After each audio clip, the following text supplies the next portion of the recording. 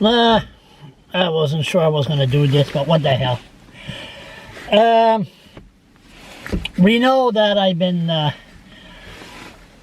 vocal a little bit, but this James Oickle, or Oickle, or whatever he wants to be called,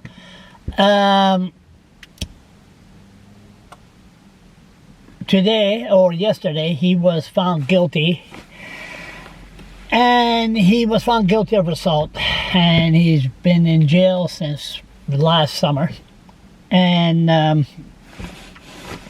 so he's going to be sentenced April the 11th. So I say that he will time remanded in jail, and promise to keep good behavior. That will never happen. He should be released in the middle or the end of the summer. Now, guess what? Today is James Oickle 65th birthday. Happy birthday, James. Yeah. Now, James or Jim or whatever. You see, I never been against this guy. As a matter of fact, the first videos that I did were audios. Just audio, and put them on this website. And there was no cameras, just audios. They're still there. And James was the first one of the first one that I interviewed. He was fighting about the city motel and blah, blah, blah. And somebody asked me to interview him, so they brought me over his place. And then I interviewed him, and next thing you know, he disappeared. He was Q-cut then, and clean, nice shirt, nice top, and everything. So anyway, then he sent me an email from Vancouver, asked me to remove those videos. Whatever. Okay, you know. So I think I removed them, not sure. Anyway. So, going years forward, I don't know exactly when, 2016, I think it was, 2017, James returned. This was 2008 when that happened, or maybe earlier. And 2016, James returns to Fredericton. I saw him, longer hair, and didn't look as clean as he used to. And I interviewed him, we laughed, and blah, blah, blah, and, you know, no problem. And then I was starting to hear stories of him hollering, screaming at the homeless. Okay. And then he got kicked out of the shelter. All right. And then he was all upset outside the shelter, and he was just going back and forth, and he was screaming and hollering, and he said, "Charles, interview me." Like I was supposed to follow him back and forth. I said, I don't think so. And then the coup d'etat was, I was at King's Place, the good old days, the food court, enjoying my McDonald's coffee. As a matter of fact, here I am now. But I was talking to James. He was standing up. Then he just went off on different issues. I said, "Boy, you have ADHD big time." He said, "I don't have ADHD!" Where the hell did that come from? I just, whoop, disappeared. And it didn't take long. After a while, he got kicked out of King's Place.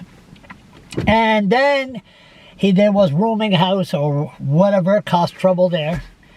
And it was always screaming, hollering, and then he took out upon his own to come out after me in front of everybody. And he even, right during the night, I was walking with the dog, and he accused me of stealing his dog. That was his dog, DOG, his dog, yeah. DOG sort of looked at him and said, WTF. And then he come to me in the dark and challenged me. Then I said, what the hell is going on here? So then I just followed his game, and I said, hey, James, go ahead. Take a swing. Take a swing at me, James. Go ahead. Take a swing. Of course, It's an ADHD Scottish thing. So, we know the story. I said it many, many times. And next thing you know, he's in jail. 65 years old, got his old age pension, and he's going to collect it from a jail cell. Now, it was raining in Miramichi just about an hour ago. When this started, I blocked him off from my Facebook, and I just did everything. Boom, boom, boom. I don't know nothing about him. So I had a different, where is it? I hope I still have it. Oh yeah. So somebody gave me this thing. It's not under my name, and I don't have it. Just borrow it.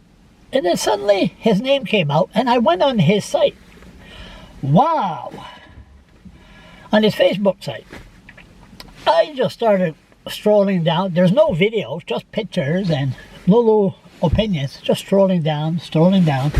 From 2016, I went as far as 2013, and it's amazing how then I'm starting to realize what's going on here. As a matter of fact, 2013, he said, oh, you gotta love Charles LeBlanc. I was covering the shale gas, the battle against shale gas with David Allward. And thank God he wasn't around, because he would have caused more trouble. But I start going through his stuff. Guess what? I was so into it. I was there for 45 minutes. 45 minutes! Just going through his wall. I can just imagine. Oh my God, I mean, so I could just imagine people went through mine. Anyway, focus. It's all the same thing. Arrived in Vancouver. Next thing you know, he had a camera then. He went around with a camera in Fredericton, but it wasn't on. It was like a GoPro camera, but he didn't have a computer or the setup to do a video, and put it online. There's no videos. But he just decided upon himself, start taking pictures of stabbing, people on the street, and he likes to do selfies. But the police, and start being evicted from areas, from his tent, start to be evicted from rooming house, started big scar in his arm, I think it was him, and show a stab across his back. And if you arrive in a place like Vancouver and you start taking a camera, start taking pictures, this was, people look at that and say, especially the cops, what the hell is this? And then he had a battle start going, and then I'm sure that it was so dangerous, he left. Then he went to Calgary, and then in Calgary, same thing. Just got evicted from a rooming house, and just no rights, and the screaming and the hollering, but there's no videos. Now, then he ended up coming here, and it's the same thing, screaming and hollering. But see, Fredericton is not Vancouver or Calgary. There's only 2 streets to Fredericton, King and Queen. And if you just hang around that little area, after a while, you're going to cause trouble, and you're going to be in trouble. My case, it's all I've been doing for 15 years. It's so sad, but anyway, that's the way it is. Some people die when they're 12 or 15 or 25, but some of us hang around. I wonder why. Anyway, focus. So, like me, when I first started taking pictures, doing video, the police came after me.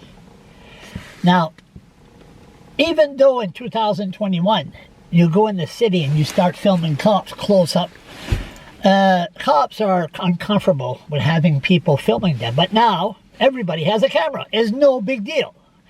Cops are like actors. There's the camera. It's showtime. Behave. Don't do anything stupid. And James, totally out of control.